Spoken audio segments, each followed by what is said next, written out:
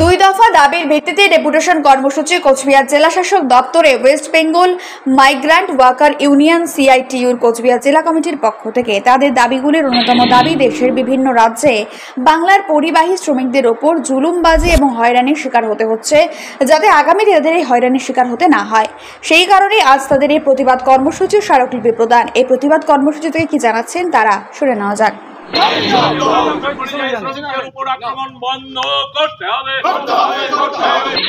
আমরা আজকে আমাদের জেলা পরিযায়ী শ্রমিক ইউনিয়নের পক্ষ থেকে আমরা এখানে ডেপুটেশন মাননীয় জেলা শাসক মহাশয়ের কাছে দিতে এসেছি। এর আগে আমাদের জেলার বিভিন্ন মহকুমাতে ডেপুটেশনগুলি হয়ে গেল, গত 21 তারিখ দিনহাটায় হয়ে গেল। আর মূলত আমাদের দাবি হচ্ছে পরিযায়ী শ্রমিকরা ভিন রাজ্যে গিয়ে তারা যেভাবে আক্রমণের শিকার হচ্ছে, তাদেরকে মারধর করা হচ্ছে, এমনকি তাদের যে জিনিসপত্র, ব্যাগ ইত্যাদি, তাদের পরিচয়পত্র কেড়ে নেওয়া হচ্ছে। এই পরিস্থিতিতে আমাদের রাজ্যের পরিযায়ী শ্রমিকরা ভিন রাজ্যে অসহায় অবস্থার মধ্যে আছেন।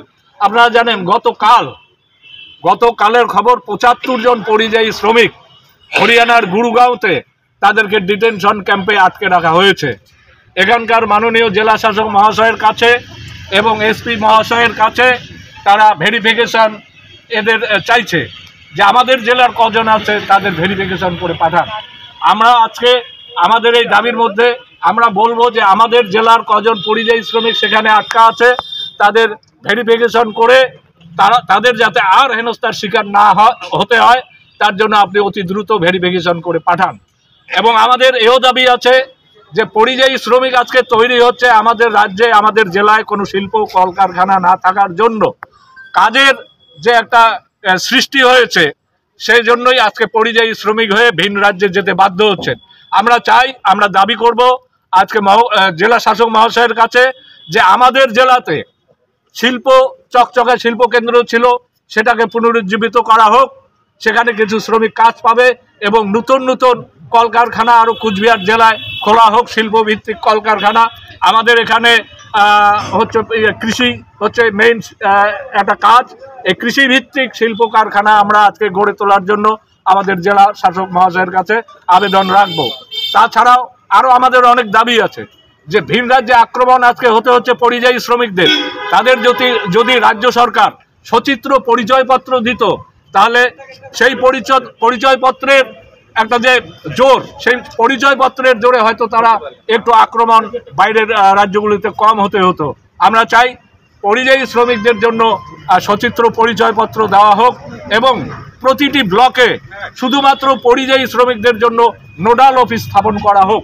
নোডাল অফিস স্থাপন করে তাদের নাম পোর্টালে নথিভুক্ত করা হোক, তাদেরকে চিহ্নিত করা হোক। আর একটা দাবি হচ্ছে, আপনারা জানেন পরিযায়ী শ্রমিকরা বাইরে গিয়ে প্রতিনিয়ত তাদেরকে ঠকতে হচ্ছে। আমাদের এখানে যারা কন্ট্রাক্টর, তাদেরকে কন্ট্রাক্টর বলা যায় না এই জন্য যে তাদের কোনো বৈধ কাগজপত্র নেই, তাদের লাইসেন্স নেই। কিছু দালাল পরিযায়ী শ্রমিকদের বাইরে নিয়ে গিয়ে তাদের মালিকের কাছ থেকে টাকা নিয়ে এই পরিযায়ী শ্রমিকদের সেখানে থাকতে বাধ্য করে। পরে দেখা গেল সেই দালাল শ্রমিকদের টাকা মেরে চম্পট দিয়েছে আর পরিযায়ী শ্রমিকরা ওখানে হাহুতাশ করছে। আমরা চাই যেসব দালাল এই পরিযায়ী শ্রমিকদের নিয়ে যায় তাদের লাইসেন্স দেওয়া হোক এই নোডাল অফিসের মাধ্যমে। এই দাবিও আমরা আজকে জেলা শাসক মহাশয়ের কাছে রাখবো। আপনার কি নাম, কি দায়িত্বে আছে? আমার নাম সুবোধ চক্রবর্তী, জেলা সম্পাদক পরিযায়ী শ্রমিক ইউনিয়ন কোচবিহার। সারা রাজ্যব্যাপী এই কর্মসূচি হচ্ছে জেলা প্রশাসনের কাছে ডেপুটেশন। আসলে কথা রাখেনি না কেন্দ্রীয় সরকার না রাজ্য সরকার, কেউ উভয় কথা রাখেনি পরিযায়ী শ্রমিকদের নিয়ে। করোনাকালে যেভাবে পরিযায়ী শ্রমিকদের যে পরিস্থিতি হয়েছিল সবাই আমরা জানি। এই পরিস্থিতিতে রাজ্য সরকার আমার কথা দিয়েছিল আগামী দিনে যারা ফিরে আসবে তাদেরকে আগামী দিনে আর অন্য রাজ্যে কাজ করতে যেতে হবে না। কিন্তু খোঁজ নিয়ে দেখুন প্রায় 1,32,000 পরিযায়ী শ্রমিক কুচবিহার জেলায় করোনার সময় আসছে অফিসিয়ালি রেকর্ড অনুযায়ী।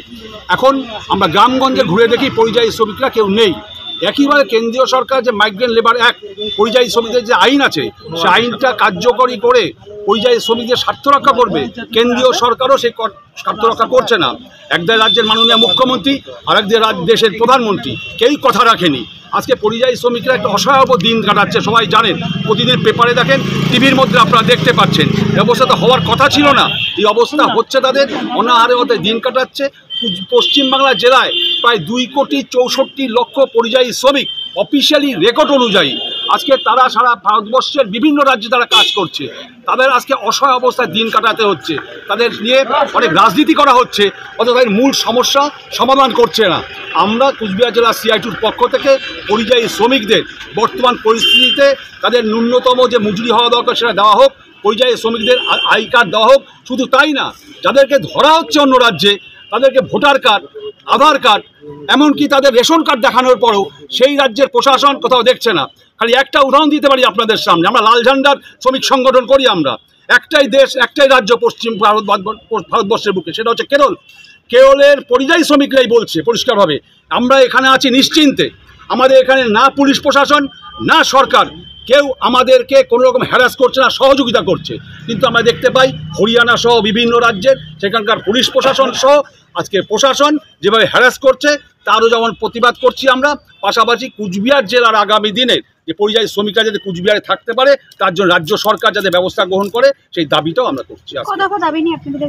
আমাদের দাবি মূলত 2 দফা, আমরা অন টেবিল আলোচনা করবো 4 দফা দাবি নিয়ে। আপনাদের দাবিটা মানা না হলে কি করবেন পরবর্তীতে? সারা রাজ্যব্যাপী আন্দোলন শুরু হয়েছে, সারা রাজ্যে চলছে আন্দোলন, আজকে সারা রাজ্যে এই ডেপুটেশনটা হচ্ছে, আগামী দিনে বৃহত্তর আন্দোলনটা হবে। কারণ এত সংখ্যক শ্রমজীবী মানুষ অনাহারে অদ্ধারে দিন কাটাবে, মৃত্যুর মুখে চলে যাবে, আর আমরা যারা শ্রমিক সংগঠন করি আমরা ঘরে বসে থাকবো, এটা আমরা হতে দেব না। আমরা আগামী দিনে যে দাবি আদায়ের জন্য যে স্তরে যে আন্দোলন করা দরকার সেই স্তরে সেই আন্দোলন তৈরি করবো। আমরা জগৎ দত্ত, কুচবিহার জেলা CI2 সাধারণ সম্পাদক।